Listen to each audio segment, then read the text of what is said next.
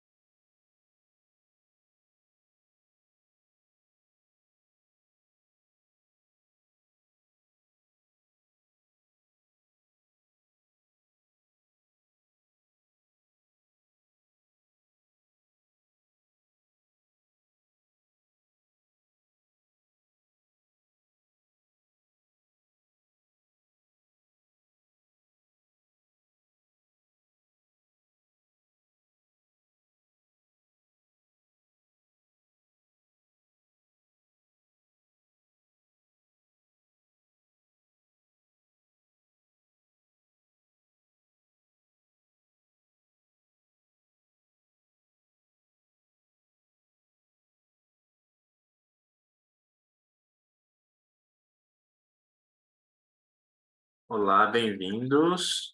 Bom,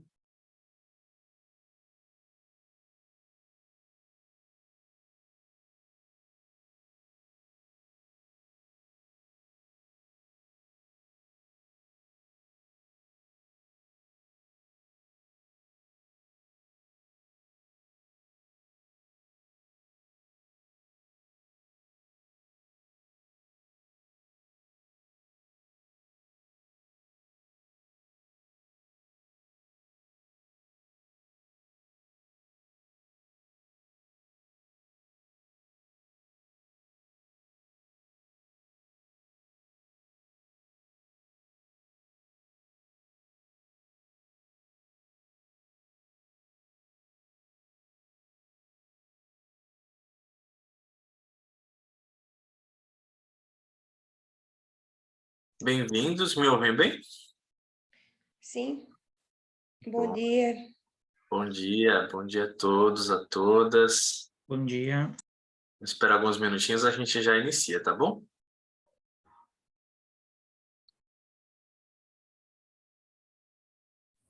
Bom dia.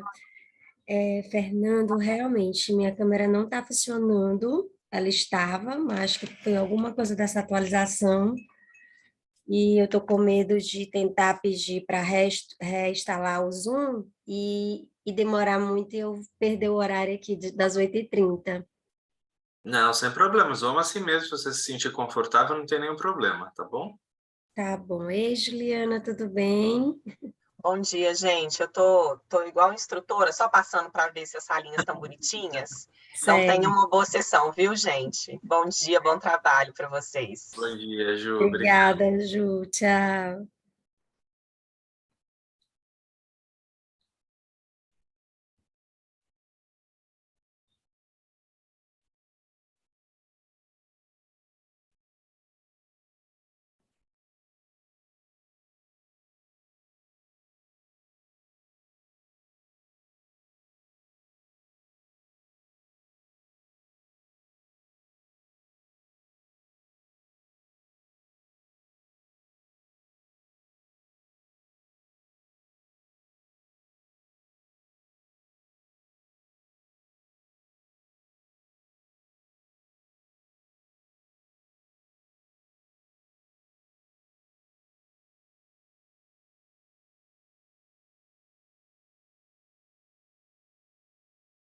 Bom dia, Geraldo. Tudo bom?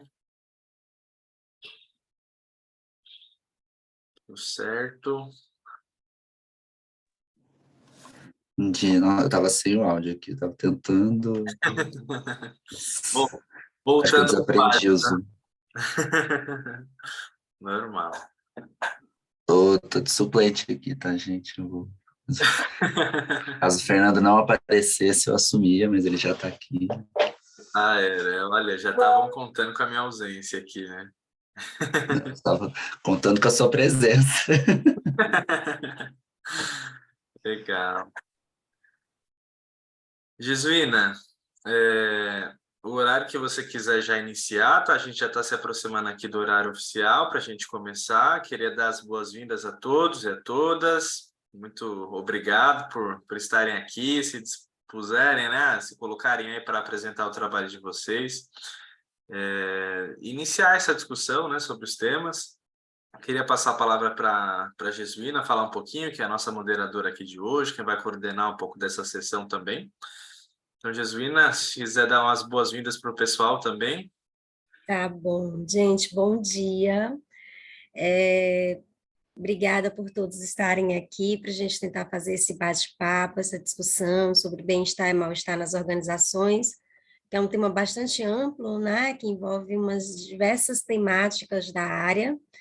Queria pedir desculpa pela minha câmera, estava tudo ok, eu não sei o que aconteceu, que está dando aqui uma mensagem que está inabilitada para o Zoom, depois eu vou verificar configurações, mas para que a gente não perca o nosso horário, né, a gente não se atrase, eu vou continuar mesmo com esse probleminha técnico, que a gente sabe que desde quando a gente começou essas reuniões virtuais, vira e mexe, esses problemas técnicos estão aí com a gente, né?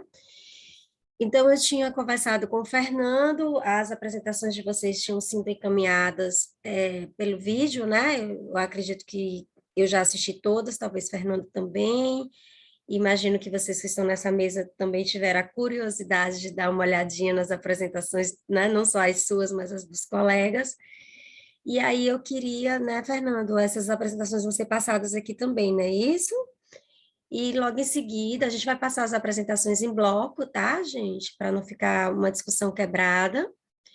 E logo quando finalizar, a gente começa a conversar um pouco sobre essas temáticas, tá certo?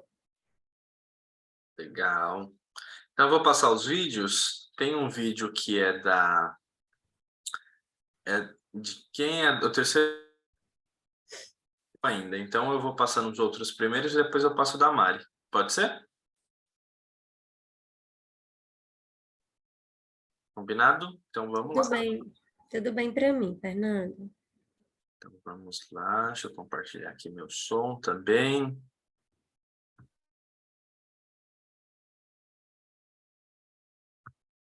Vamos lá. Da segurança ao risco, impactos do contexto de trabalho na saúde mental de funcionários prisionais. Este trabalho foi realizado por Juliana Carvalho, por mim, Agostinha Mafalda, Aline Franci Lourdes, Pablo Marlon. Tendo em vista que os estudos apontam o contexto das penitenciárias brasileiras como fonte geradora de riscos e estresse, esse estudo tem por objetivo compreender como o contexto de trabalho afeta questões de saúde mental em profissionais de uma unidade prisional federal situada no interior do Nordeste brasileiro. Tem como contribuição teórica o fato de que esse estudo aborda o contexto laboral e a sua relação com a saúde de profissionais que atuam em unidades prisionais de segurança máxima, de difícil acesso, que são os presídios federais. Além disso, outras carreiras, além dos agentes penitenciários, que operam no contexto prisional, continuam subrepresentadas na literatura acadêmica e que serão também consideradas nesse estudo. Como contribuição prática, o estudo alerta para a importância de estabelecer ações e políticas públicas que visem a promoção da saúde e bem-estar de funcionários prisionais. O referencial teórico teve como tópicos trabalho, reflexões e levantamento factual, um subtópico sobre o contexto de trabalho e suas dimensões, e um outro subtópico mais específico, o contexto de trabalho em unidades prisionais.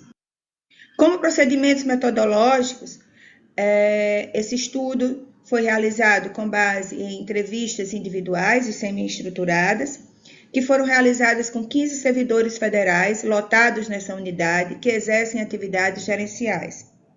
As entrevistas foram realizadas na própria unidade, de forma presencial, em uma sala reservada. Duraram em média 1h30 e não foram gravadas devido à impossibilidade de ingressar na unidade com quaisquer aparelhos tecnológicos. A análise desse estudo foi fundamentada no método do discurso do sujeito coletivo. A apresentação dos resultados versará sobre as dimensões do contexto de trabalho, no caso, a organização do trabalho, condições de trabalho e relações socioprofissionais. Quanto à organização do trabalho, a descrição geral do trabalho apresenta percepções antagônicas. Eles abordam que o seu trabalho, ao mesmo tempo que é gratificante, é também considerado estressante e perigoso. A principal atividade alvo de queixa é o contato com os presos, que exige alta carga psíquica devido ao perfil dos presos de alta periculosidade e que, segundo eles, com impossibilidade de ressocialização. Essa atividade também os expõe a riscos físicos e mentais, o que os deixam em estado de alerta constante, que respingam, inclusive, nas suas relações e vivências extra-trabalho. Quanto às normativas, embora consideradas necessárias, algumas são também obsoletas e ou inadequadas. Além disso, são difíceis de serem cumpridas devido ao baixo afetivo. Com isso, eles se sentem pressionados por todos os lados, pelo sistema, pela direção da unidade, presos e até por eles próprios. Relatam um ritmo de trabalho intenso e sem pausas, e processos com pouca sintonia, além de informações incompletas e ou fornecidas de última hora, que geram insegurança e demandam tempo para completá-las. Quanto às condições de trabalho, em termos estruturais, eles sentem falta de treinamento gerencial, tendo em vista que muitos deles são agentes de execução penal, exercendo atividades administrativas e gerenciais sem preparo para tal. Quanto às condições físicas, no geral está ok, mas ainda reclamam das cadeiras não ergonômicas e do espaço pequeno e mal projetado. Em relação aos materiais, queixam-se da calça e do fardamento e de alguns instrumentos considerados por eles inadequados e obsoletos. No que diz respeito às relações socioprofissionais, eles se sentem inábeis para liderar pessoas, principalmente por identificarem servidores negligentes, descompromissados e sem vocação para a profissão. Quanto às relações entre colegas, observam-se conflitos velados, provenientes de questões ideológicas, em relação à necessidade de ações de reabilitação para o perfil dos presos, de alta periculosidade. Por fim, compreende-se que fatores estruturais e a exposição direta ou mesmo a indireta em relação à população carcerária contribuem para o surgimento de problemas psicológicos. Essas questões, isso por sua vez, evidencia a necessidade de repensar as políticas públicas e de gestão em unidades prisionais federais e de ações de capacitação gerencial. Observa-se como limitação desse estudo, destaca-se o fato da impossibilidade da gravação das entrevistas. Isso pode ter feito com que os pesquisadores, no momento de repensar as falas, tenham perdido alguma informação importante. Apresenta-se ainda como sugestões para estudos futuros uma investigação sobre os possíveis fatores que moderam essa relação entre o contexto de trabalho e a saúde mental.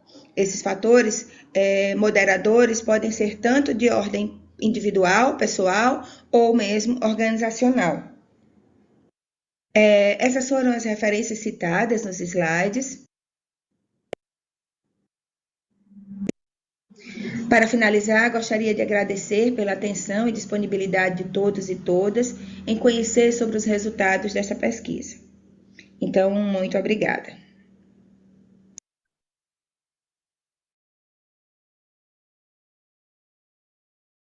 Legal, vou preparar o segundo vídeo aqui já.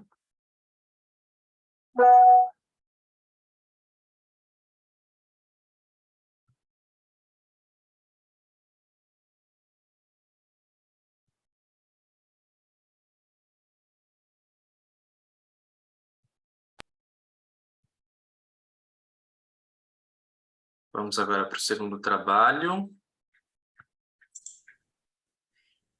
Olá, pessoal, eu sou o Michel, sou aluno de doutorado do PGA da UFSM, na linha de gestão de pessoas e comportamento organizacional, e eu vou apresentar então para vocês hoje uma revisão sistemática sobre florescer no trabalho, cenário da produção científica internacional e agenda de pesquisa. Então aqui são os autores, Michel, Thaís, Gabriele, Vanessa e Roger.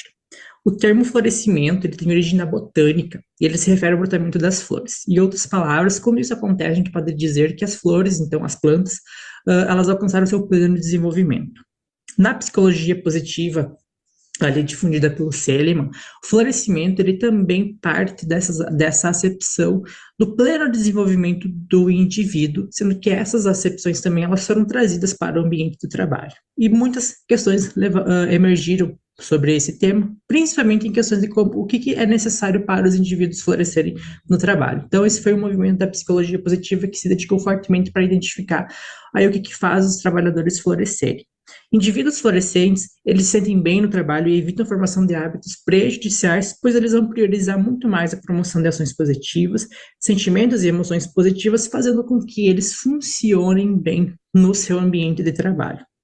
Então, o objetivo é analisar o panorama atual da produção científica internacional, propondo uma agenda de pesquisa. Com relação ao método, a gente utilizou então uma revisão sistemática com o protocolo do Tramfield, combinando com uma análise bibliométrica de Zupic e Carter.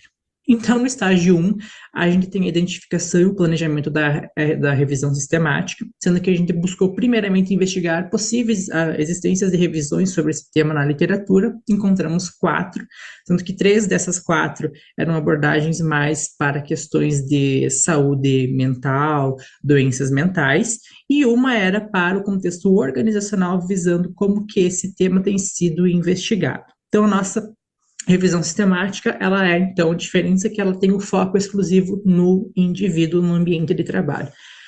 Então, no estágio 2, a gente conduziu a revisão com aí, na base de dados da Web of Science, com as palavras-chave.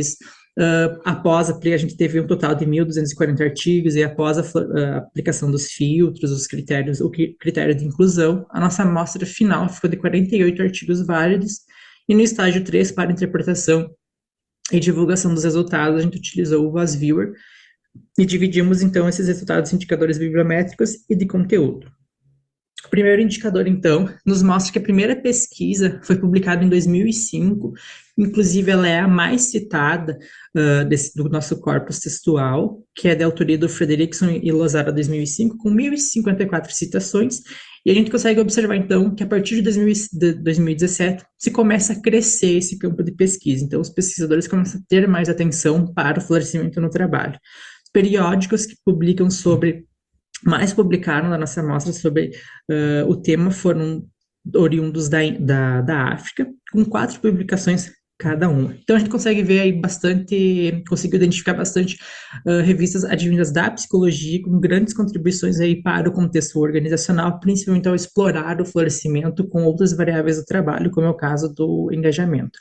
O segundo artigo mais citado, então, do nosso corpus, é o do Baker e do Sansverde, 2013, com 196 citações, que investiga o florescimento do indivíduo e a associação com o engajamento no trabalho.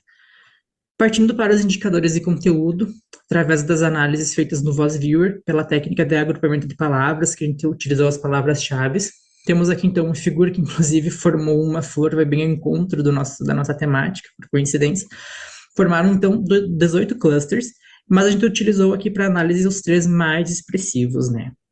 Então, no primeiro cluster, na cor vermelha, são os estudos que abordam o florescimento com abordagens de bem-estar, como, por exemplo, o psicológico e o bem-estar social. No cluster 2, tem os estudos que abordam o florescimento e o bem-estar em contextos mais específicos, como, por exemplo, o setor industrial. No cluster 3, então, estudos que abordam o florescimento e o engajamento no trabalho. No artigo, então, a gente deixou mais especificado no quadro 1, ali, então, os principais artigos que compõem cada um desses clusters, com suas principais contribuições, objetivos e a sua abordagem metodológica. Então, em linhas gerais, a gente pode verificar, né, que o florescimento ele se revela aí como uma importante medida para o comportamento organizacional, revelando, então, suas evidências e sua influência positiva para os indivíduos alcançarem o seu pleno desenvolvimento e maiores percepções de bem-estar. A partir, então, dessas análises, a gente conseguiu estruturar uma agenda de pesquisa, sendo que o primeiro direcionamento é identificar os antecedentes do florescimento no trabalho, compreender que variáveis exercem influência e viabilizam esse estado nos indivíduos no ambiente de trabalho, haja visto que a gente não identificou nenhum estudo com essa proposta. Verificar também os efeitos positivos do florescimento sobre outras variáveis organizacionais, para além do engajamento, que aí vai ao encontro, então, da nossa próxima sugestão, é eu propor modelos e testar hipóteses, buscando ampliar o escopo de investigação e enriquecer as contribuições para esse campo com outras variáveis, como, por exemplo, comportamento de cidadania organizacional, satisfação, comprometimento afetivo, virtudes e assim por diante. Estudos comparativos também em diferentes contextos, buscando identificar os níveis de florescimento dos trabalhadores e fazer uma comparação, também é bastante interessante, um caminho bem promissor para enriquecer as contribuições para este campo.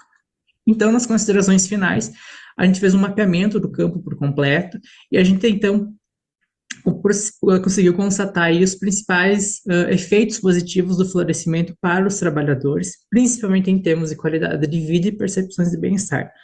A principal contribuição da nossa revisão é que a gente constatou que o florescimento é uma alternativa bastante válida para enfrentar momentos difíceis e doenças no local de trabalho, auxiliando no seu pleno desenvolvimento no contexto de trabalho. Como limitação, foi uma única base de dados utilizadas, então a literatura ela não foi esgotada. E como sugestão também a gente deixa aqui, reforça as investigações sobre os reflexos da pandemia para a percepção desse florescimento dos indivíduos no ambiente de trabalho. Então, essa seria a apresentação do nosso artigo. Fico aberto para eventuais dúvidas e eu fico aí à disposição. Um abraço. Legal, ótimo. Eu vou seguir aqui para o da Joelma, então.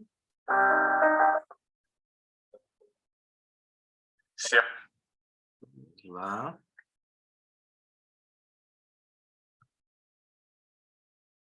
Perfeito.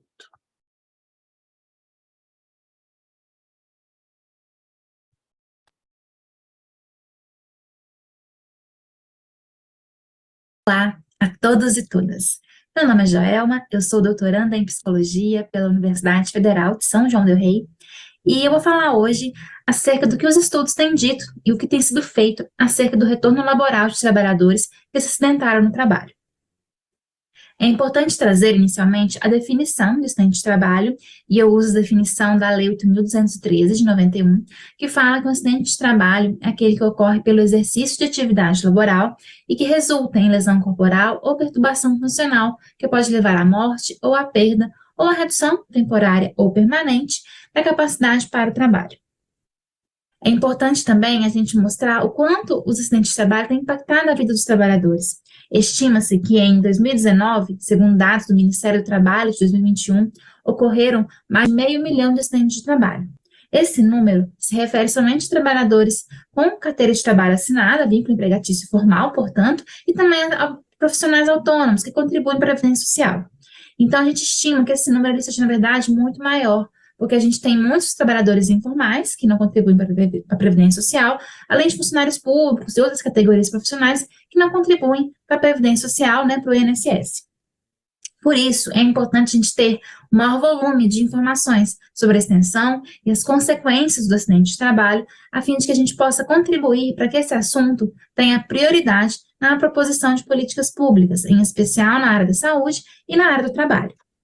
A questão de pesquisa que se coloca neste estudo apresentado aqui hoje é acerca de como tem se dado o retorno do trabalhador ao ambiente laboral após um afastamento devido a acidente de trabalho. Para isso, foi realizada uma revisão de literatura no Google Acadêmico, no Cielo e no portal de periódicos CAPES, onde foram realizadas as buscas, e com foco em pesquisas e artigos publicados entre janeiro de 2010 e dezembro de 2021, pesquisas e estudos publicados somente em português, realizados no Brasil, e isso foi definido para que a gente tivesse um panorama melhor, mais bem definido, acerca do que está acontecendo hoje no Brasil, no nosso contexto, na nossa realidade. Então, seriam pesquisas mais atuais, para a gente ter uma noção do que está acontecendo, tendo em vista as mudanças que o mundo do trabalho sofreu na última década, em especial no Brasil, em relação à legislação trabalhista. Para isso, foram utilizadas duas palavras-chave de forma combinada: acidente de trabalho e retorno ao trabalho. Foram selecionados, então, 12 artigos, sendo 4 que focaram especificamente no retorno após acidente de trabalho e 8 artigos que focaram tanto no retorno após acidente de trabalho, como também no retorno após adoecimentos, outros tipos de acidente. Foi necessário incluir artigos que analisavam de forma conjunta adoecimentos e acidentes, porque o número de estudos focados somente em retorno após acidentes foi muito pequeno. Mas sempre que possível, na análise desses 8 artigos, buscou-se separar os dados e focar na questão do acidente de trabalho e no retorno desse trabalhador que se acidenta. É importante a gente trazer também um outro dado relevante que o Ministério do Trabalho e Previdência traz, que é acerca do perfil dos acidentados. A maior parte dos acidentes de trabalho ocorre com homens, 2/3 dos acidentes. Isso, muito possivelmente, porque os homens têm maior participação no mercado de trabalho e também são mais inseridos em atividades com maior exposição a risco, como construção civil, mineração, siderurgia. Só que quando a gente analisa as pesquisas sobre esse tema, a gente vê que existe uma sobre-representação da população masculina na maior parte das pesquisas levantadas. Muitos estudos são feitos com 100% de amostras composta por homens, 80%, 90% da população que participa das pesquisas são homens. E aí a gente pergunta, nessas pesquisas, o que está acontecendo em relação às trabalhadoras? Como que está ocorrendo o retorno ao trabalho das mulheres após acidentes laborais, diante da dupla, tripla jornada de trabalho das mulheres? Será que as possíveis consequências do acidente de trabalho impactam mais o retorno delas às atividades sociais e ao trabalho?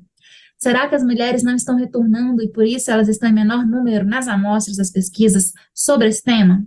É uma questão que a gente deixa para futuras pesquisas, entender que é uma lacuna muito importante que a gente identificou nos estudos dessa área. Além disso, quando se analisa os prontuários de segurados do INSS e quando se analisa de forma conjunta entre dados de pessoas que se acidentaram e dados de pessoas que adoeceram ou tiveram outros motivos para o afastamento, a gente observa que menos da metade dessas pessoas retorna ao trabalho. No entanto, quando se analisa somente os dados dos acidentados, a gente observa que a maioria retornou. Então, será que existe uma tendência maior de que os trabalhadores acidentados voltem a trabalhar em comparação com beneficiários de auxílio-doença, por exemplo? Também é uma questão para futuros estudos. Além disso, tem estudo que aponta que quanto maior o tempo de afastamento, mais difícil é o retorno, menos provável que o retorno ao trabalho ocorra. Em comparação, tem estudo que aponta que esse tempo de afastamento não influencia diretamente no retorno ao trabalho. Também é uma questão que demanda mais investigações para a gente averiguar realmente o impacto que esse tempo de afastamento tem sobre a perspectiva de retorno de quem se acidenta. É importante ressaltar também que a grande maioria dos estudos investiga o retorno ao trabalho na perspectiva dos trabalhadores. Apenas um dos 12 artigos selecionados focou na perspectiva das empresas, das organizações, o que também é uma lacuna importante que merece ser investigada para a gente verificar as políticas, as práticas e a perspectiva mesmo das organizações acerca do retorno de reabilitados, de acidentados. Como contribuição da pesquisa, eu gostaria de destacar alguns pontos que facilitam, que minimizam eventuais impactos negativos do retorno ao trabalho de acidentados, como, por exemplo, um maior nível de escolaridade do trabalhador, visto que isso possibilita que o trabalhador reabilitado possa trabalhar em outras áreas diferentes daquela em que ele se acidentou, tem um leque maior de opções para se reinserir no mercado. Além disso, o maior nível de escolaridade faz com que ele seja inserido em atividades com menor risco de acidentes e possibilita também que ele desempenhe o trabalho com maior qualidade, caso ele tenha tido alguma sequela do acidente anterior. Além disso, um bom relacionamento com colegas e chefias facilita o retorno, e uma disponibilidade maior das organizações em adaptar as tarefas e as condições físicas dos postos de trabalho também facilita o retorno. Trabalhadores e empresas também ressaltam a importância de que as ações de reabilitação do INSS sejam reestruturadas a fim de que sejam mais eficientes e mais efetivas de fato, tendo em vista que muitas pessoas apontam que elas são ineficazes ou insuficientes. O que a gente observa, de fato, é que ainda é necessário que as organizações estabeleçam intervenções, iniciativas práticas e ativas mesmo, que viabilizem uma reinserção mais efetiva de trabalhadores acidentados e reabilitados. E do ponto de vista dos trabalhadores, é importante que as organizações se coloquem em posição de escuta e de acolhimento desses trabalhadores. É uma queixa muito presente na fala deles e que demandam que sejam compreendidos, considerados, mais do que nos seus aspectos físicos, mas nos seus aspectos emocionais e afetivos também. Além disso, como muitos dos trabalhadores se acidentam no trabalho, têm um nível de escolaridade mais baixo e por isso estavam inseridos em atividades com maior risco, é importante que as organizações disponibilizem treinamentos, capacitações para que esses trabalhadores reabilitados possam se candidatar e possam ser aproveitados, entre aspas, em outros cargos disponíveis dentro das organizações. Essas são as referências que eu utilizei, incluindo os 12 artigos selecionados na pesquisa, na revisão de literatura, e eu agradeço por vocês terem acompanhado até aqui. Muito obrigada.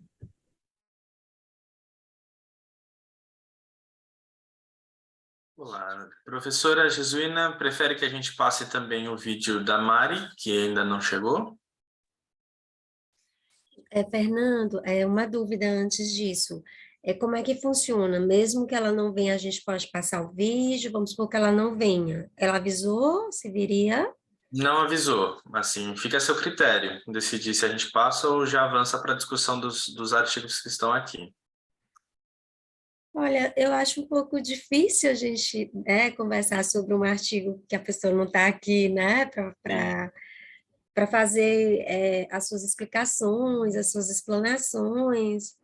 Perfeito. Então, talvez não seja muito interessante nesse momento, né? Se até o final da mesa ela conseguir chegar, a gente pode fazer essa volta, esse retorno ao trabalho dela. Pode ser assim, Fernando? Perfeito, combinado. Então, fica à vontade, professora, para iniciar as discussões. Certo. Bom, gente, bom dia novamente. Eu queria parabenizar vocês pelos trabalhos, né? São trabalhos bastante interessantes e bastante aderentes ao tema. No começo da sessão, eu não me apresentei exatamente para que a gente não tomasse tanto tempo, né? E agora eu acho que é o momento da gente conversar um pouco mais. Eu, Jesuína e a professora Rosana, nós estamos na liderança desse tema, bem-estar e mal-estar nas organizações, que é um tema bastante amplo, né? Ou seja, é um tema que, dentro da área do bem-estar, vai envolver uma série de outras temáticas, como saúde física, saúde mental, a questão mesmo do florescer, e diversas outras temáticas, né? O próprio bem-estar, existe uma escala validada de bem-estar nas organizações, que inclusive um orientando meu utilizou num trabalho de dissertação. Então, a gente vê esse tema como um tema bastante amplo e que faz tangência com diversos outros temas, ou seja, dá para a gente casar esse tema com outros temas, né? E, por sua vez, o mal-estar também está repleto de outras temáticas que possam compor esse tema. Não dá para se falar do mal-estar como, né, um grande tema e somente por ele a gente abordar. Então, nesse sentido, eu estava percebendo aqui que dos trabalhos apresentados, então eu vou comentar sobre os trabalhos apresentados e queria conversar com vocês, pensando nessa perspectiva da nossa mesa, que é de bem-estar e mal-estar nas organizações, e que vocês tangenciaram a partir de determinadas temáticas, né? Nós tivemos 2 artigos que são revisões sistemáticas da literatura, o que trata da questão do florescer e o que trata da questão dos acidentes de trabalho, né? E, por sua vez, esses 2 artigos, um está mais ligado à questão do bem-estar nas organizações, né? Isso, Michel, que é o seu, que é o florescer, e o outro está mais relacionado à questão do mal-estar nas organizações, que é a questão dos acidentes de trabalho, que trouxe informações interessantíssimas. Eu até fiz uma busca, Joelma, né, sobre essa questão do retorno dos trabalhadores ao trabalho, e a gente tem um número grande de afastamento, como você colocou, mas essa questão de explorar o sexo, né, eu nem vou entrar na questão do gênero, porque a gente teria mais complexidade nesse processo, mas a questão de explorar o sexo é muito interessante, porque aí a gente entra numa questão do público e privado. Se a gente for fazer os estudos sobre a mulher no mercado de trabalho, a gente sabe que o mercado de trabalho, de certa forma, não foi desenhado para a gente, né? A gente vem resistindo nesse lugar, que é muito importante. E aí eu fiquei com essa pergunta, que você também deixou lá como pergunta, acredito que precisaria explorar para a gente poder ter essa resposta, Que mulher é essa que não retorna, né? Ou seja, como é menor, será que ela voltou para o privado, no caso, voltou para as atividades da casa, né? Que foi para isso, que todo aquele historicismo do patriarcado vem colocando para a gente, né? Então, eu vejo esses dois primeiros trabalhos, um relacionado ao bem-estar, o outro ao mal-estar nas organizações, e aí a gente entra nos outros dois trabalhos, né? Que é o do contexto, né? Que a gente tem do contexto da saúde mental com relação aos trabalhadores, né? De presídios, que é bastante interessante essa categoria, que trouxe alguns dados também relacionados em alguns pontos ao bem-estar e outros pontos ao mal-estar no trabalho, né? Então, ficou aí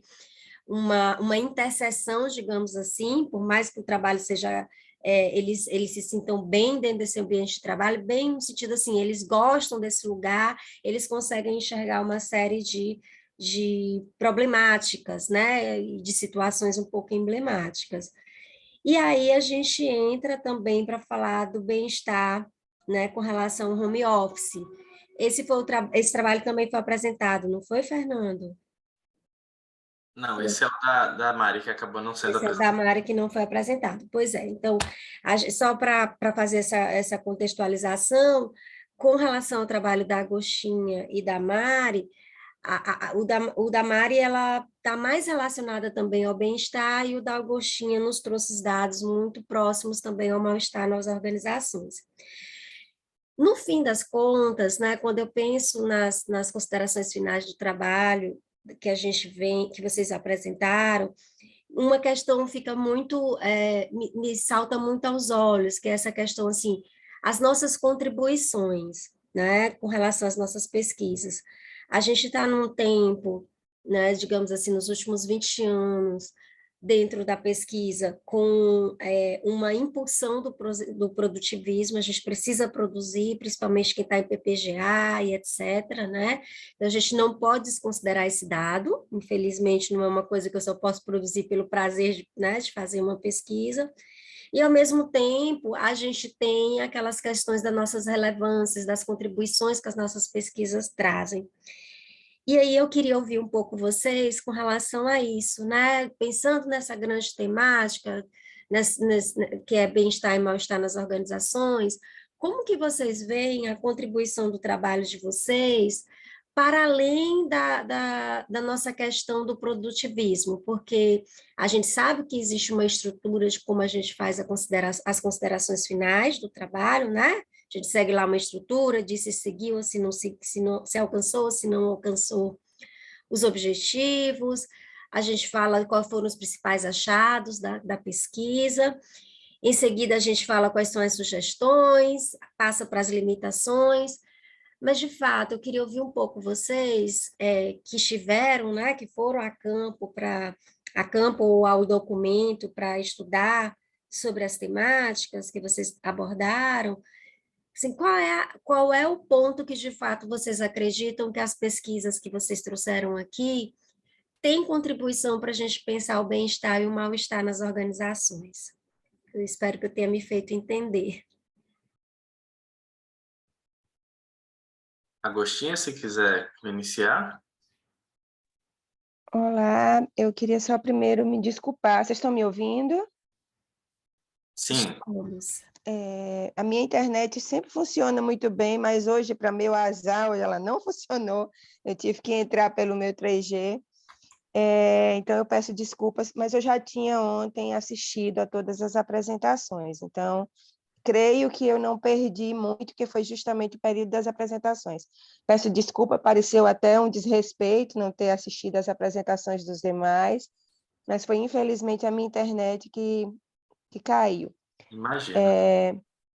Bom, vamos lá. Essa pergunta da professora Jesuína é bem interessante, faz a gente refletir muito em cima disso. Eu tenho produzido e pesquisado sobre saúde mental no ambiente de trabalho já vem um tempo. E eu gosto sempre de retornar as minhas pesquisas, os meus resultados, para a organização, para a instituição que foi o meu campo de estudo, né? Além dessa questão de produzir, para mim o mais interessante é dar realmente uma contribuição prática também, né? Esse trabalho, em especial, ele foi fruto de um projeto de extensão, na qual eu estive na instituição por 2 anos, né? Realizando um trabalho de diagnóstico e propondo também algumas intervenções para promover o bem-estar e a saúde mental dos servidores, né? Então, eu tenho justamente perguntado muito sobre isso ultimamente, nesse sentido. Bom, eu já produzi muito para ver como é que está o nível de adoecimento dentro das organizações. Creio que agora está na hora de começar a produzir sobre possíveis intervenções. O que é que a gente pode fazer para melhorar? Não é? Assim, fica muito claro, fica muito óbvio de que há um adoecimento no âmbito organizacional, né? Indicadores de burnout, de estresse, de ansiedade, até mesmo de depressão. Mas, e aí, o que é que a gente vai fazer com tudo isso, né? Eu me lembro bem que quando eu fui justamente apresentar o relatório na instituição sobre esse trabalho, que foi apresentado primeiro lá para a direção, e eles me fizeram essa pergunta no final: e agora, o que é que a gente vai fazer com esses dados, né? E eu levantei algumas possibilidades, algumas sugestões do que poderia ser feito, mas tudo ainda de maneira muito empírica. Então, eu creio que o próximo passo para aqueles que pesquisam sobre saúde mental nas organizações é começar a ver possibilidades de intervenção, né? O que é que a gente pode fazer? Ok, houve um indicativo de transtorno mental comum, houve um indicativo de burnout, mas e aí? O que é que a gente vai fazer com isso, né? Que contribuição a gente vai dar mais no sentido de propor uma intervenção, né? Que realmente seja eficaz e que contribua para promover a saúde mental no ambiente de trabalho, né? Esse trabalho em si que eu realizei, ele tinha um certo intuito disso, de também já dar uma contribuição, no sentido de que eu identifico elementos no contexto de trabalho que podem ser fatores causadores ou agravadores do adoecimento, e que os gestores eles tomam conhecimento disso e que eles têm, né, a autonomia de modificar algo, de alguma maneira, essa promoção já está sendo considerada, ou pelo menos está sendo levada em consideração, né? Claro que ainda é uma sementinha, a gente tem um outro problema que é instituições engessadas, com disfunção da saúde, ou até mesmo coisas até simples, estruturais ou físicas, que esbarra muitas vezes em instituições mais burocráticas, digamos assim, como infelizmente é o caso dessa, na qual foi objeto do estudo, né? Então, só trazendo um pouco da minha angústia, que é igual à angústia da professora Jesuína, né? E é uma preocupação de que possíveis intervenções, o que é que a gente pode fazer agora para melhorar esses contextos de trabalho.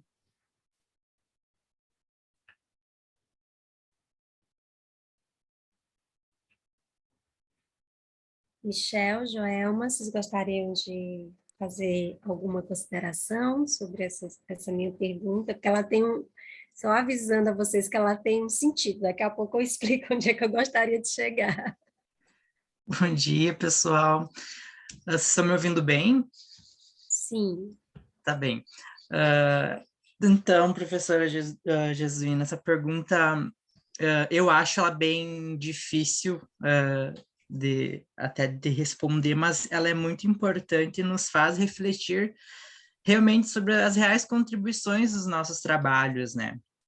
Pensando no campo do florescimento, para mim é um tema bastante novo, é um tema que eu estou trabalhando agora na minha tese. A revisão sistemática foi a oportunidade que eu encontrei de conhecer esse campo, o que está sendo estudado, quais são as bases teóricas, por exemplo, por vezes, florescimento ele é tratado exatamente como bem-estar, mas há bastante divergência sobre isso. Bem-estar é uma coisa, florescimento é outra, embora há escalas, né, que tragam a mensuração do florescimento, com dimensões, né, fatores de bem-estar social, psicológico, enfim.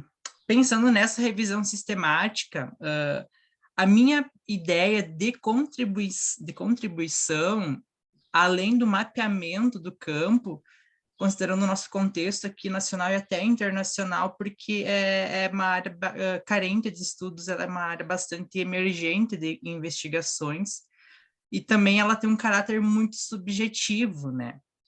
Então, eu penso que tecer as nuances desse construto, né, dessa temática com outros temas da literatura, elas trazem aí sinalizações, né, de como esse construto ele pode afetar positivamente as organizações, o desempenho organizacional, o desempenho dos indivíduos, desempenho de equipes. E talvez para mim a maior contribuição seja a agenda de pesquisa. Se for pensarmos de um lado mais prático, práticas de gestão de pessoas ou de recursos humanos, acredito que também possam ser aí algumas contribuições nesse sentido. Mas, para mim, ao meu ver, para esse trabalho específico, pensando no bem-estar, identificar como que esse tema vem sendo trabalhado, sinalizando os seus efeitos, as suas vantagens, os benefícios, até para se ter maior conhecimento do campo, eu acho que são contribuições consideráveis aí para o campo. De uma forma bem sucinta, no meu ponto de vista, seria basicamente isso. Obrigado. Tá certo, Michel. Joelma? Eu queria complementar um pouco a fala dos colegas, porque a gente tem muito essa queixa, né, de que até que ponto a pesquisa científica está, de fato, contribuindo para a nossa vida em sociedade, para as empresas, para as organizações, e a gente tem essa queixa dentro das organizações também, né, de que a universidade é muito alheia, vive no mundinho dela, que faz as pesquisas só para ela, só a gente se lê. Então, eu acho, assim, no caso da minha pesquisa, eu acho que, na apresentação, acho que ficou voltado mais para essa questão acadêmica, né? Eu apontei algumas demandas de pesquisa, algumas coisas que a gente precisa de mais investigação, né? Mas eu acho que, para quem está dentro das empresas, eu acho que se a pessoa se debruça sobre artigos científicos na área, a gente tem muita coisa que poderia enriquecer o trabalho dentro das empresas. Então, falando especificamente da minha pesquisa, eu acho que quem está dentro das organizações, se pegar o artigo, né, e se ler, vai ver que, assim, existem vários espaços para a gente se questionar como que eu vejo a pessoa que se acidenta no trabalho, né? Qual que é o espaço que eu deixo para ela quando ela retorna, né? Se eu tenho essa flexibilidade de alocar ela em outra função que não seja aquela em que ela se acidentou. Muitos estudos apontam a questão da discriminação em relação a quem se acidenta, né? Que a pessoa é vista como negligente, como imprudente, como indisciplinada, né? E como que a gente está atuando na prevenção de acidentes e como que a gente está se preparando para receber esse trabalhador que acidenta.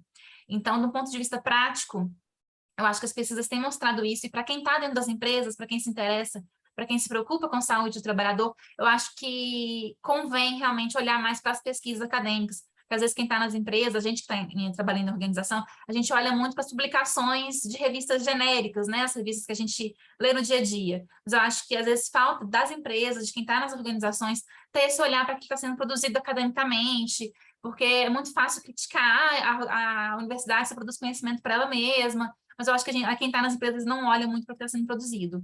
E eu acho que para quem está na academia, quando a gente aponta, né, se apoia sobre outras publicações, sobre outros direcionamentos, isso aqui é uma lacuna, isso aqui a gente precisa pesquisar, eu acho que a gente consegue articular um pouco melhor isso que está sendo produzido, aquilo que a gente precisa produzir e aquilo que a gente pode trazer para a prática. Então, eu vejo que é um pouco isso, assim, de ter esse esforço um pouquinho de quem está nas empresas, de olhar para o que as universidades estão produzindo, e de quem está nas universidades também, de olhar o que está sendo feito lá dentro e de indicar perspectivas e caminhos também que a gente pode tanto melhorar quanto investigar melhor também. Então, eu vejo um pouco isso, assim, de que tem que ter realmente uma articulação, uma conversa é um assunto delicado, muitas vezes, igual você comentou, a questão da produtividade, a gente ter que produzir artigo e ficar falando as mesmas coisas muitas vezes, né? Reproduzindo aquilo que a gente já falou antes, para a gente contar um número maior, mas eu acho que realmente é questão de bom senso, de prudência, de quem está dentro da universidade e de quem está também no mercado atuando, de buscar, né, essa articulação, esse diálogo, e de ver o que está sendo produzido e ver também o que precisa ser produzido além daquilo ali, para a gente poder ampliar o campo. Eu acho que a gente não pode abrir mão dessa perspectiva de produzir, né, a respeito do que está sendo feito nas empresas, por exemplo, mas também de olhar, quem está nas empresas, olhar o que está sendo feito. Acho que é isso. Entendi, gente.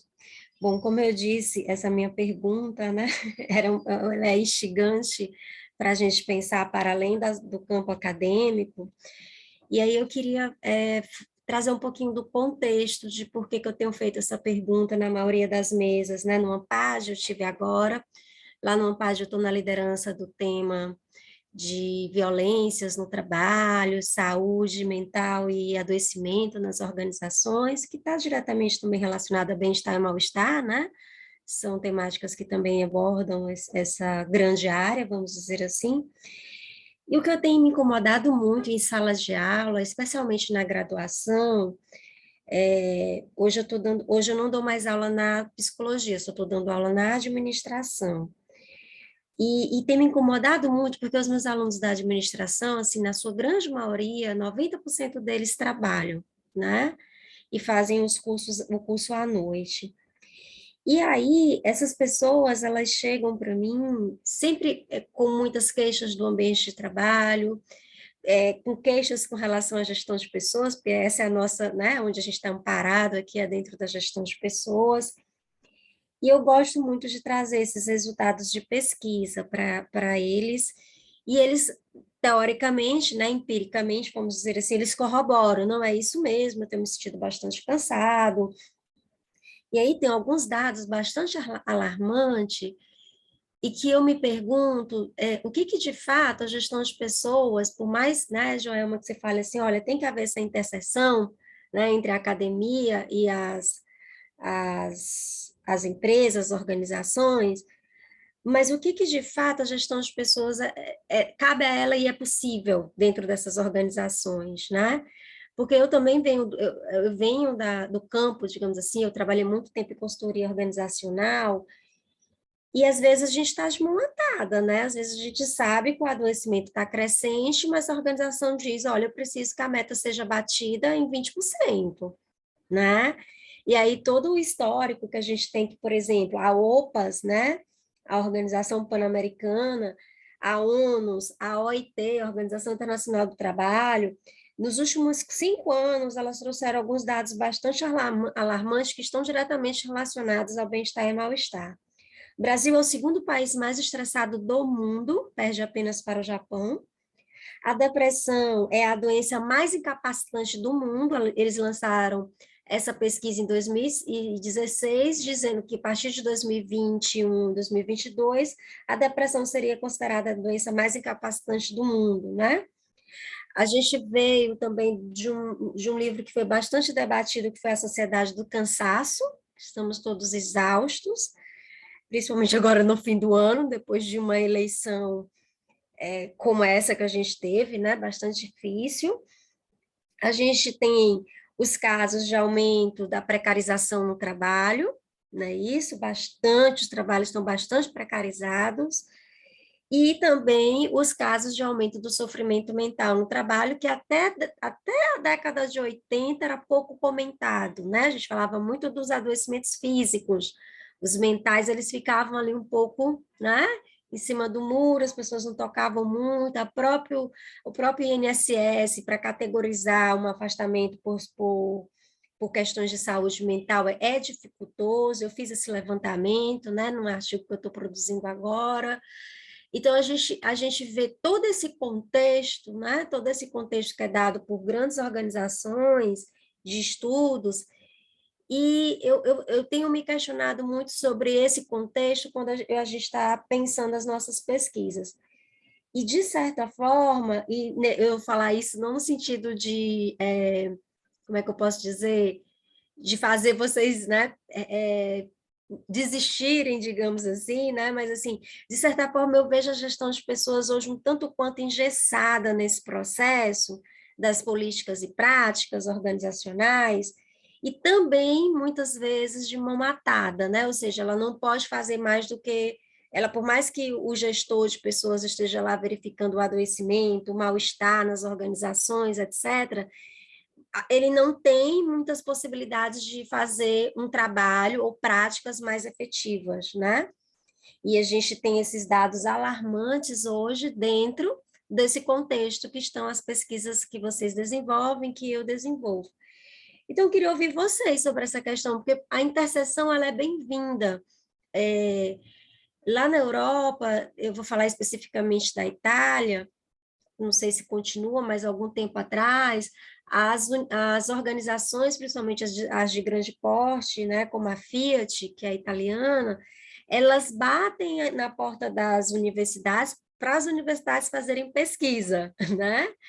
É completamente diferente do nosso caminho aqui no Brasil, né? Que a gente implora, por favor, prometo que vai ficar sigiloso, prometo que eu não vou divulgar o seu nome, deixa eu fazer aqui essa pesquisa, né? Então, assim, essa interseção ela é muito bem-vinda, sabe, Joelma? A questão da agenda de pesquisa que o Michel falou, olha, eu acho que a principal contribuição, mesmo sendo bastante específica, é a agenda de pesquisa que a gente propôs. Entendo, então, e aí a gente vem com a Agostinha dizendo, olha, eu tenho pensado bastante nas intervenções, né? Como fazer essas intervenções. Então, assim, diante desse contexto, que ele não é nada animador, né? Então, por isso que eu estou dizendo, eu não acho que a gente tem que parar de pesquisar, tá bom, gente? Nesse caso, eu estou bem positiva, né, nesse processo.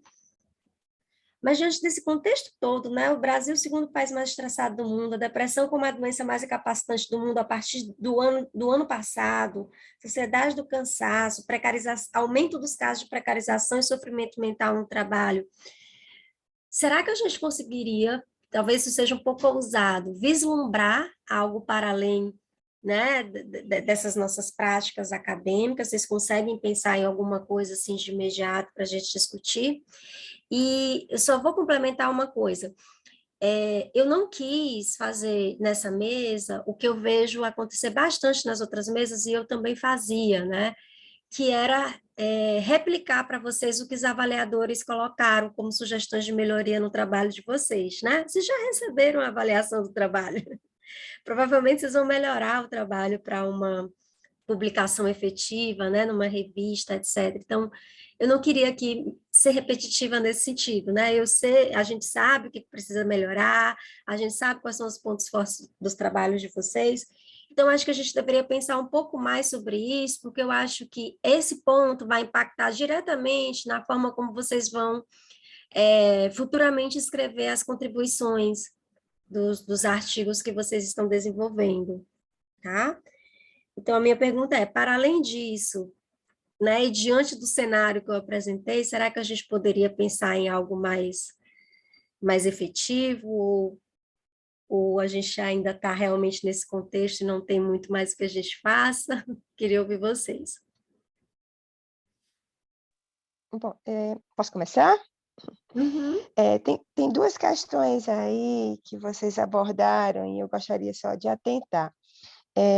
Só a título de informação, esse trabalho que eu fiz, e na verdade eu não bati na porta, eles me convidaram e foi até né, uma forma diferente de fazer pesquisa, porque eles sentiam a necessidade de ter um profissional. Eu sou psicóloga, mas eu atuo mais na área acadêmica e em curso de administração, engenharia de produção, e eles quem me procuraram para estar ali.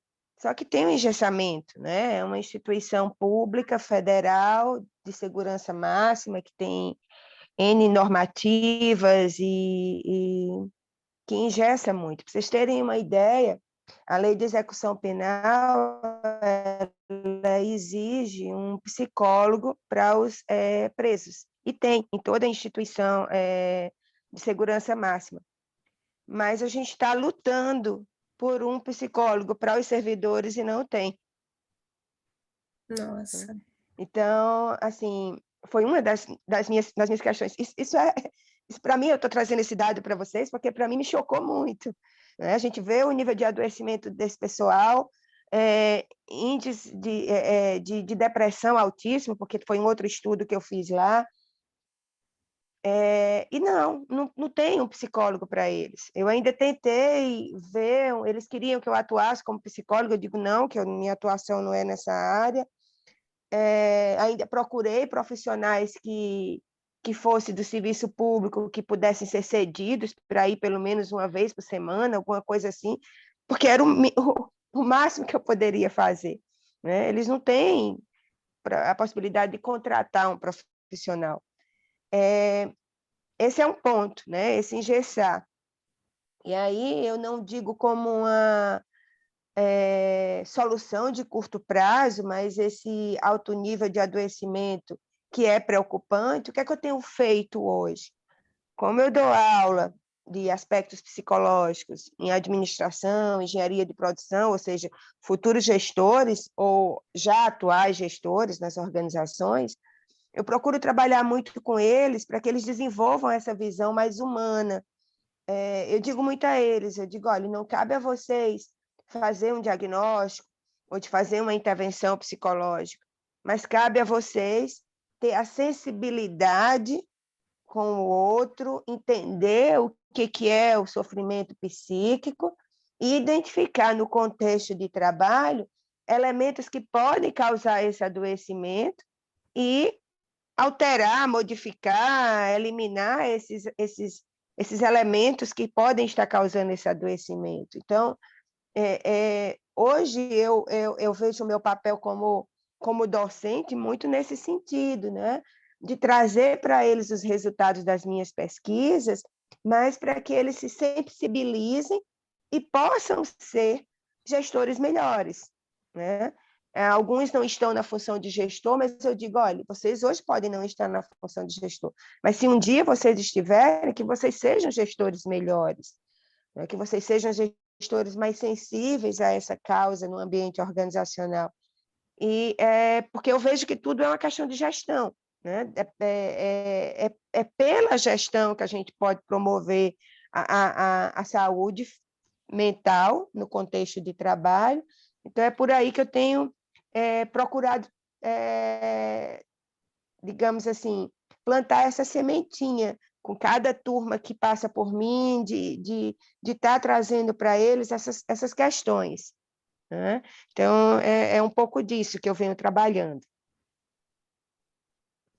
Entendi, Agostinha. Plantando essa semente, né? Isso. Michel, Joelma, gostaria de contribuir?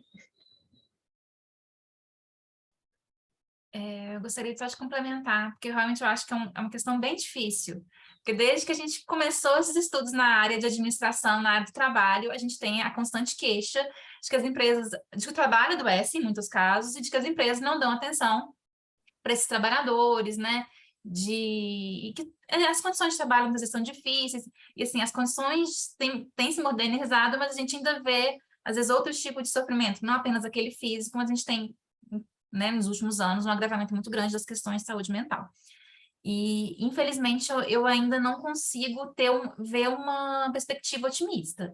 Eu acho que a gente ainda vai muito naquela coisa de ser resistente dentro daquelas empresas, né? Como a Agostinha falou, a questão de formar profissionais mais humanos, mais atentos a essa questão, eu acho que é um passo importante. Eu acho que esse tipo de profissional dentro das empresas, dependendo das condições da empresa, consegue, às vezes, fazer uma certa diferença. Às vezes, aquela coisa que a gente vê, né? A gente fala, né? Trabalho de formiguinha, vai comendo pelas beiradas, e vai ali, aos poucos, conseguindo implantar mudanças. Mas, infelizmente, eu ainda vejo como um movimento muito pequeno, né? De muito, às vezes, isolado em certos pontos, em certos lugares.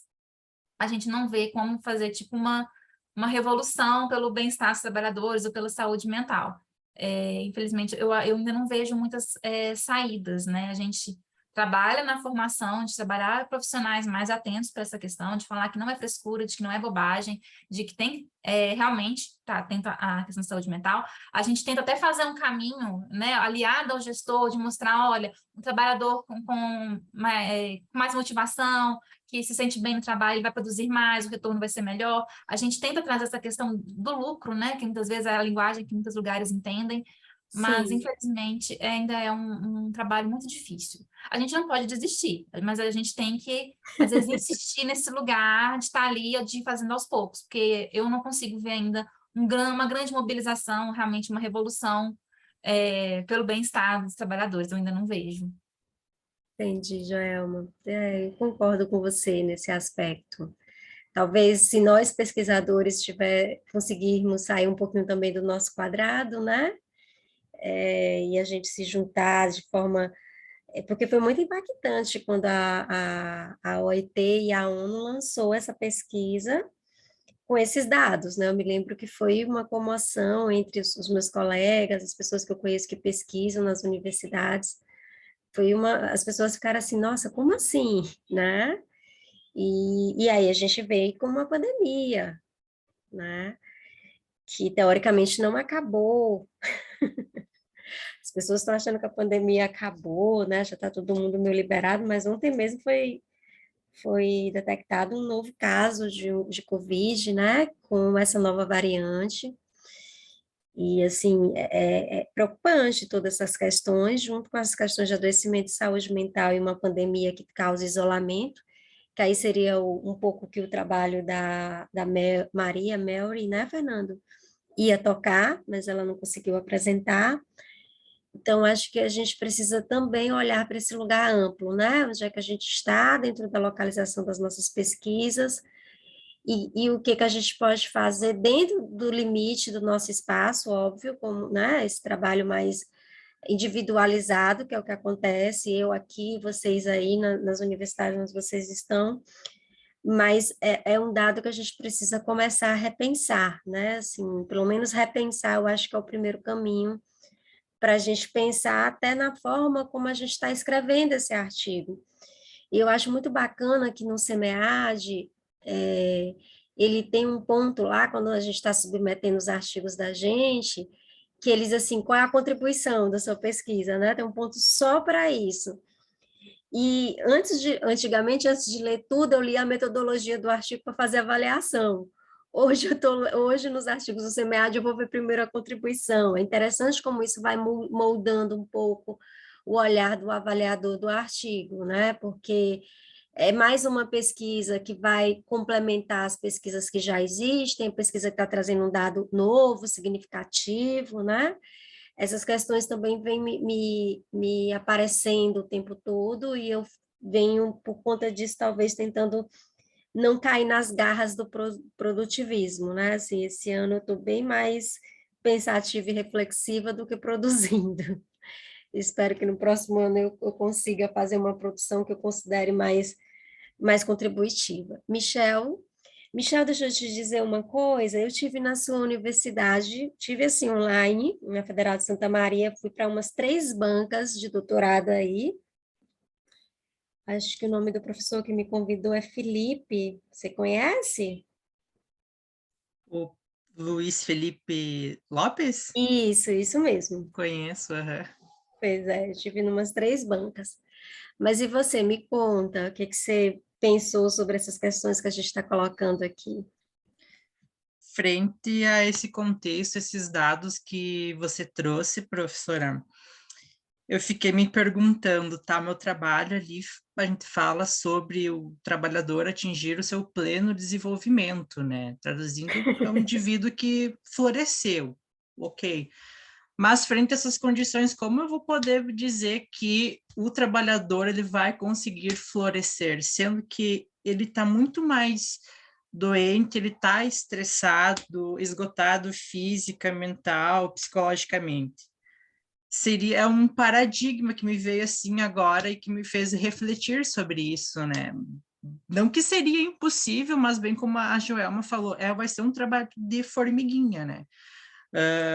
Eu acredito fortemente que a nossa área, práticas de gestão de pessoas, ela, por mais que engessadas, eu também vejo muito dessa forma, elas têm um papel fundamental frente a esses dados aí com práticas mais eficazes, né? Práticas que vão condizir, digamos assim, mais palpáveis, que vai ser conseguido ser realizado de fato.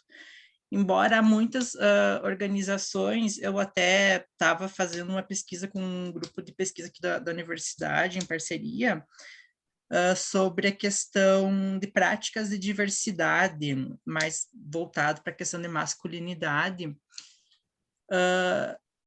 e a recusa de todas as organizações foi assim, uma coisa bastante surpreendente, sabe? A gente conseguiu acesso a uma organização e um dos gestores simplesmente falaram para a gente que eles não tinham interesse nesse tipo de coisa, que eles precisavam produzir, eles precisavam atingir ali a questão do lucro, desempenho, enfim, produtividade. E aí uma colega, ela perguntou como que ficava a questão do bem-estar, a questão do trabalhador nesse meio, né? E aí ele falou que isso ele dava um aumento no final ali do mês, dava participação nos lucros, estava tudo certo. Então, muitos gestores têm essa visão de que essa recompensa monetária, ela vai suprir todas as necessidades dos trabalhadores. E hoje a gente tem visto que só o aumento, quem não gosta do momento, né? Mas não está sendo o suficiente, né, para atender todos os anseios aí dos trabalhadores. E se a gente vai olhar para a questão do adoecimento, isso fica ainda mais complexo, né?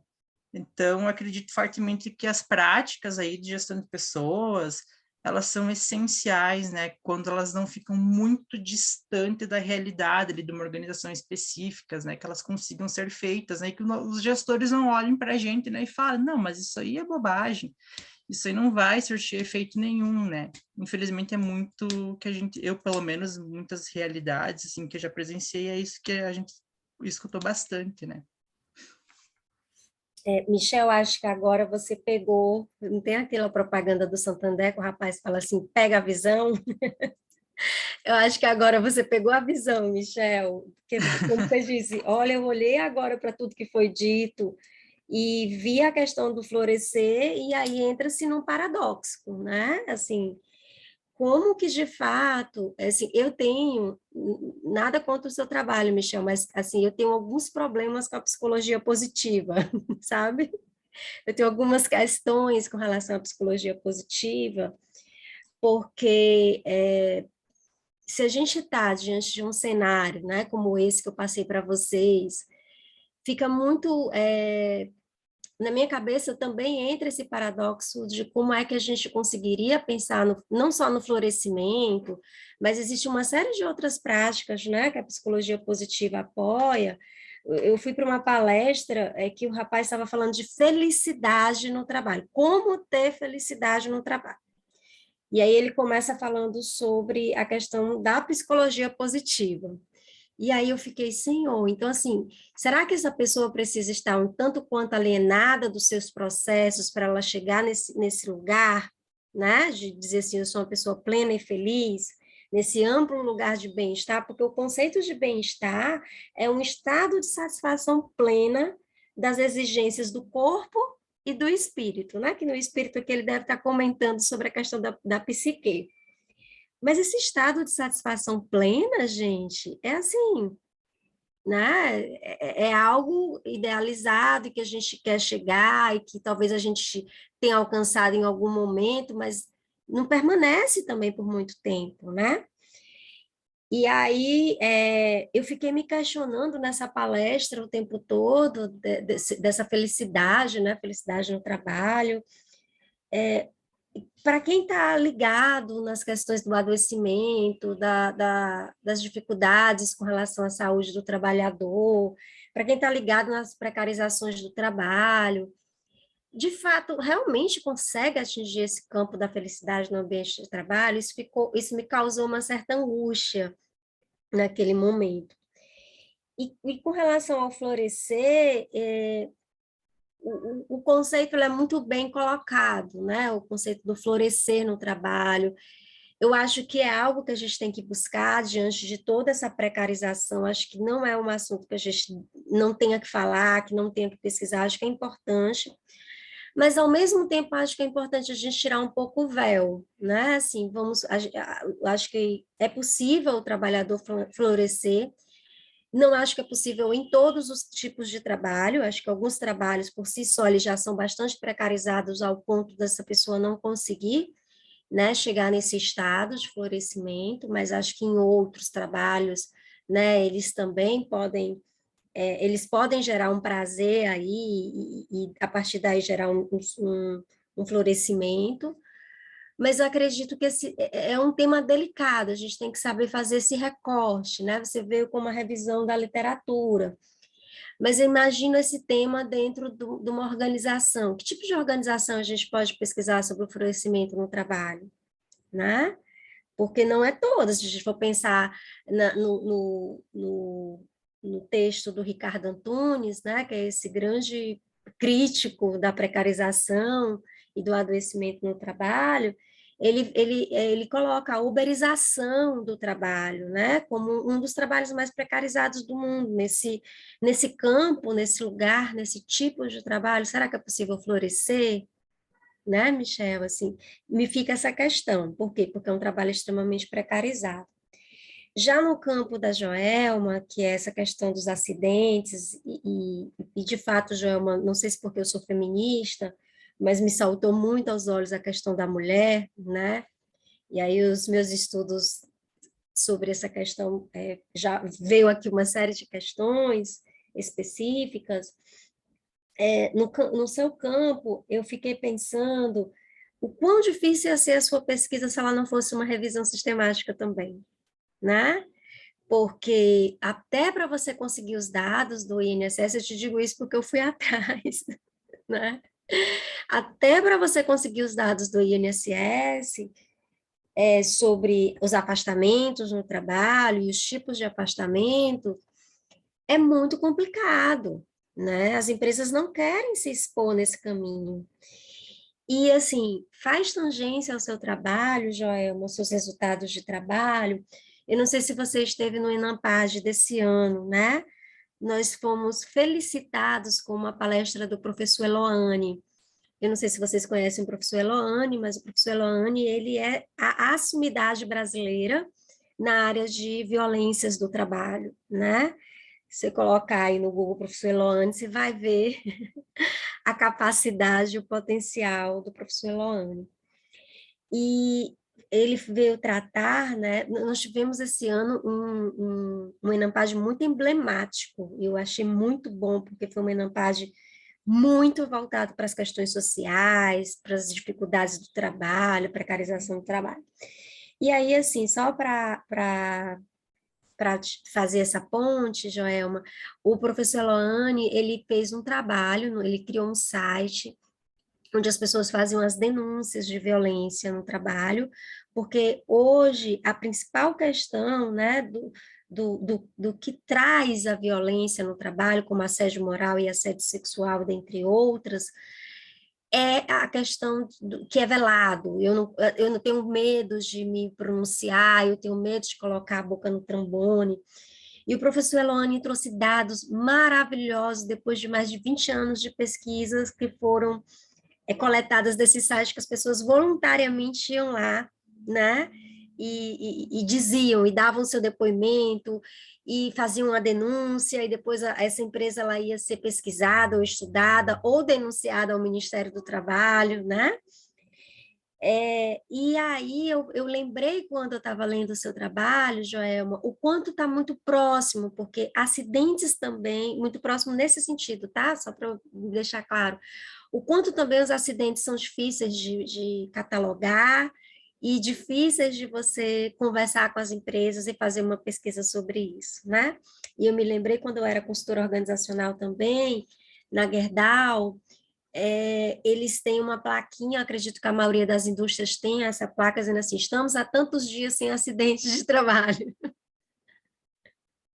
E aquela placa sempre foi muito, ela sempre me causou um certo incômodo no sentido assim, como é que é feita essa mensuração, né? Óbvio, eu fui atrás, perguntei na época e tudo, mas mesmo assim algumas coisas escapam, ou seja, algumas coisas não entram na totalidade da pesquisa, né, ou na totalidade dos fatos.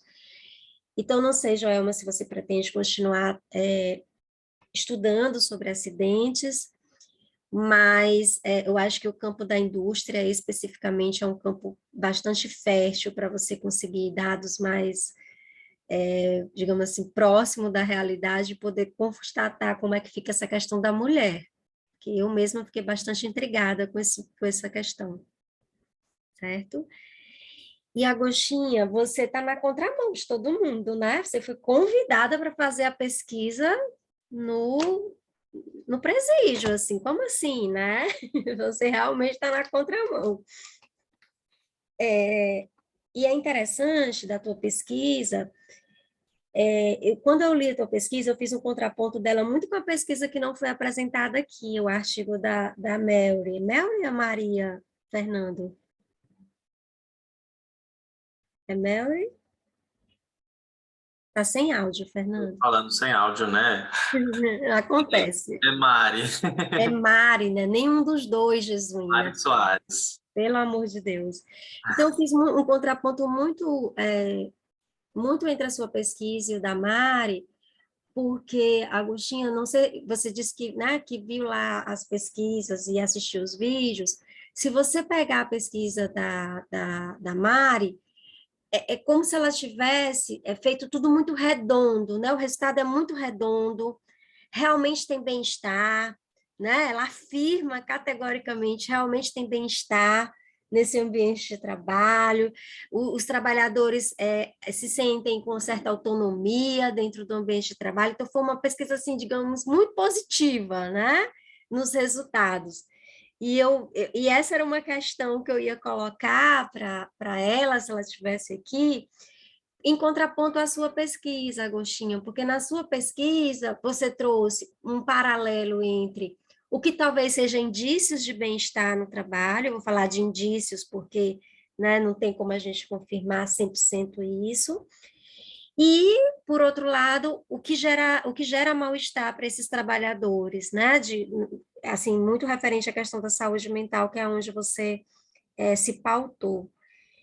E veja como essas duas pesquisas, ela fez, ao contrário da pesquisa da Joelma e do Michel, que são revisões sistemáticas e que trouxeram dados importantíssimos, a sua pesquisa e a pesquisa da Mari são pesquisas no campo, né? No campo, sem ser no campo documental, mas no campo mesmo de uma organização. E com resultados, por mais que sejam pesquisas completamente diferentes, né? Eu queria até que Joelma e Michel também depois me dissesse, além da Agostinha, se esse pensamento que eu tive ao ler as pesquisas, se realmente vocês acham que é isso. Porque, por exemplo, no campo do presídio, eu esperava muito mais mal-estar do que bem-estar, né? E no campo da organização de Ponta Porã, que é o da Mari, eu esperava que eles fossem uma organização privada, né, onde as pessoas parecem ter uma certa autonomia na sua fala, eu esperava muito mais o mal-estar. Então, assim, eu cruzei esses dados, apesar de considerar os campos completamente diferentes, porque há uma expectativa dentro do ambiente prisional, porque é um lugar de extrema violência também, né? Algumas mais veladas pelos regimentos que o presídio toca e precisa cumprir, mas é um lugar, por exemplo, quando eu estou enclausurando pessoas, né? É uma violência, né? Você deixar uma pessoa fora da sua liberdade, por mais que ele esteja ali cumprindo uma pena, mas isso também é uma violência, né? Se a gente for pensar assim. Então, Agostinho, eu fiquei muito, achei muito interessante esses dados, porque ao contrário de vir só questões sobre o mal-estar, também foi levantadas questões sobre o bem-estar dentro dessa organização, né? E aí eu queria ouvir também um pouco mais de vocês sobre isso, já que agora a gente saiu do geral, né, do campo do bem-estar e mal-estar, e entramos no campos individuais de cada pesquisa de vocês, e já está bem próximozinho da gente encerrar, né, Fernanda? Temos mais cerca de 10 minutinhos aí até o encerramento da sessão, tá? Tá, acho que dá tempo.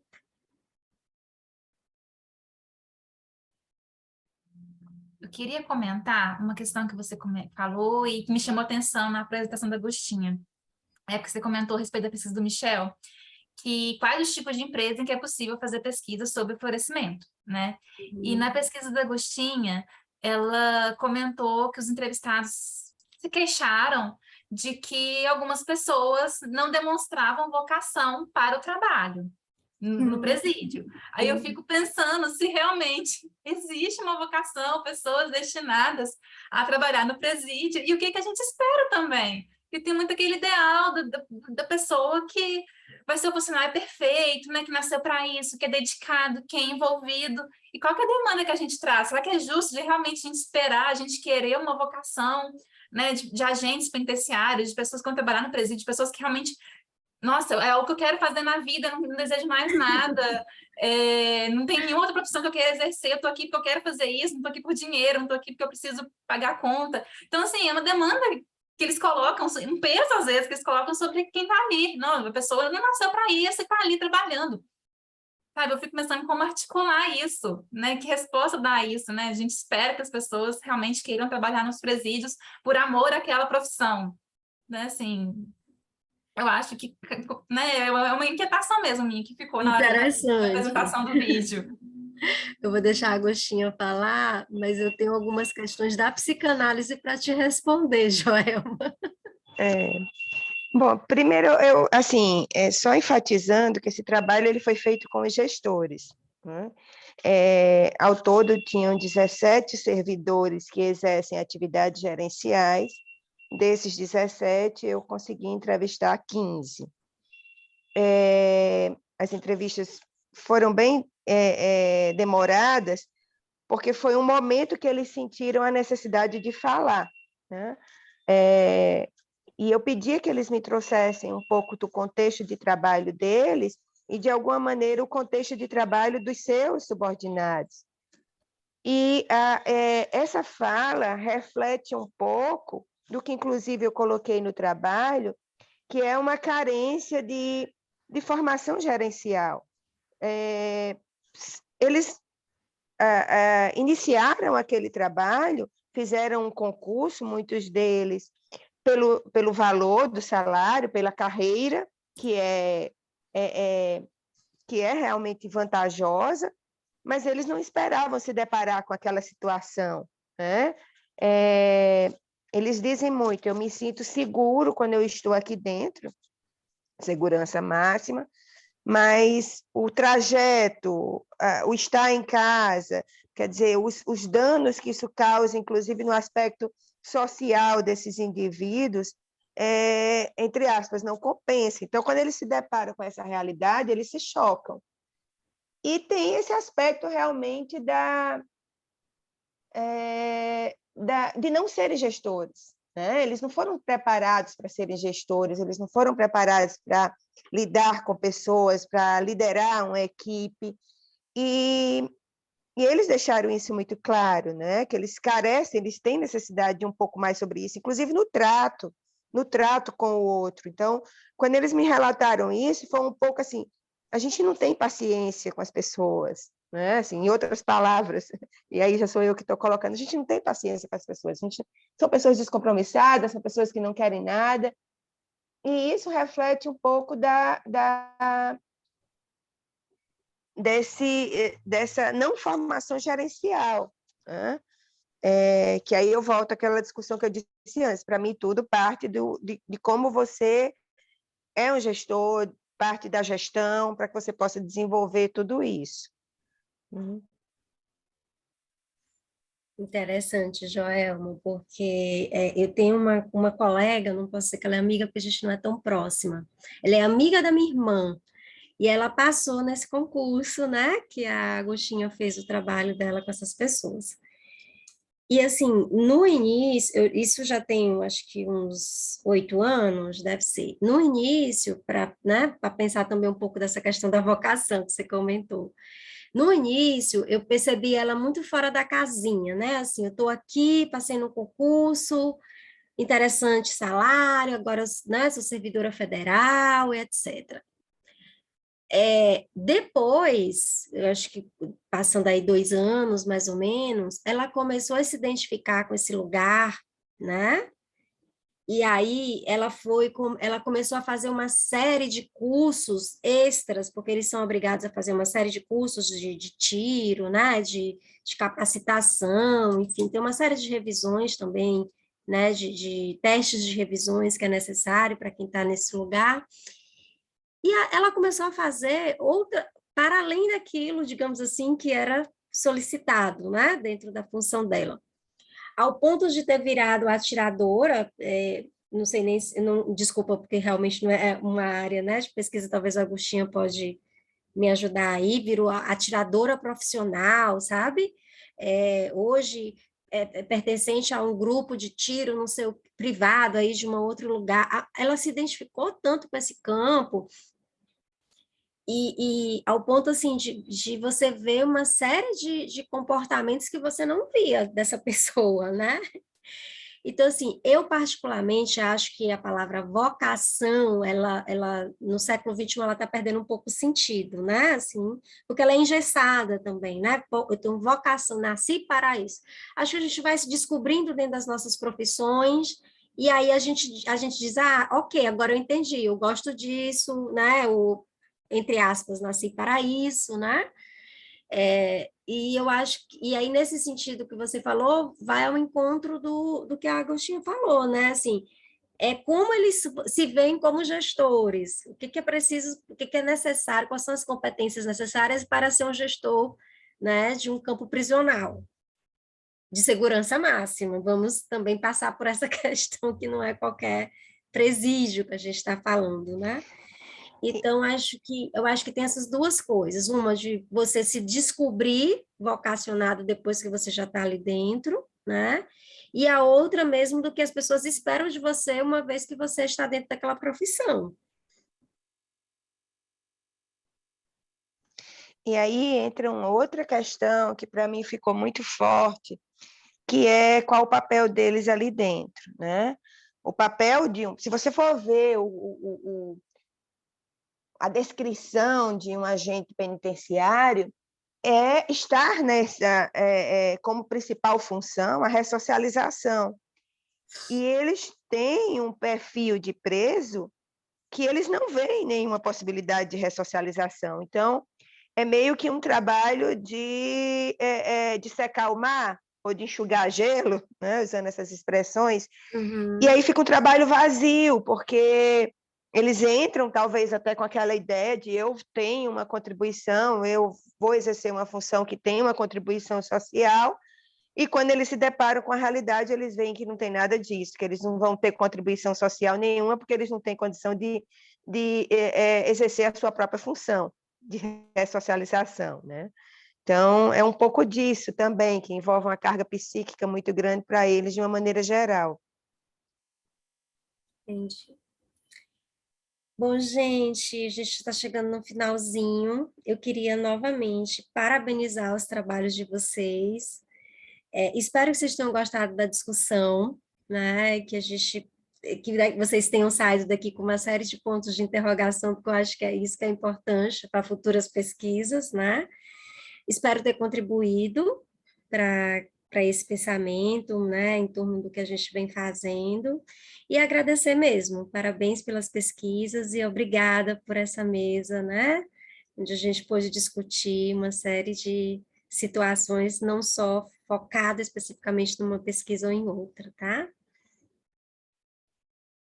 Pessoal, antes de vocês saírem, eu queria compartilhar o link também da sessão para que vocês possam avaliar.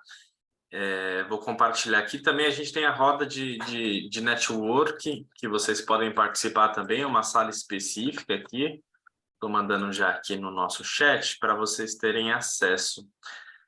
Mas também quero agradecer, quero parabenizar pela discussão, acho que foi um momento bem enriquecedor. A professora Jesuína trouxe pontos importantíssimos para as discussões, para os trabalhos, espero que tenha contribuído com todos. E é isso, a gente se vê por aí. Espero que nosso trabalho aqui também tenha ajudado vocês aí até na aprimorar os artigos, a publicarem. e tudo mais. Então, os links estão aqui no chat. Qualquer coisa, nos informe, nos avise que estamos à disposição, tá bom? Um abraço, gente. Tchau, tchau. Tchau, tchau, gente. Um abraço. Ah, obrigada. Tchau, tchau. Obrigado. Tchau. Até logo. Tchau, tchau. Tchau, tchau.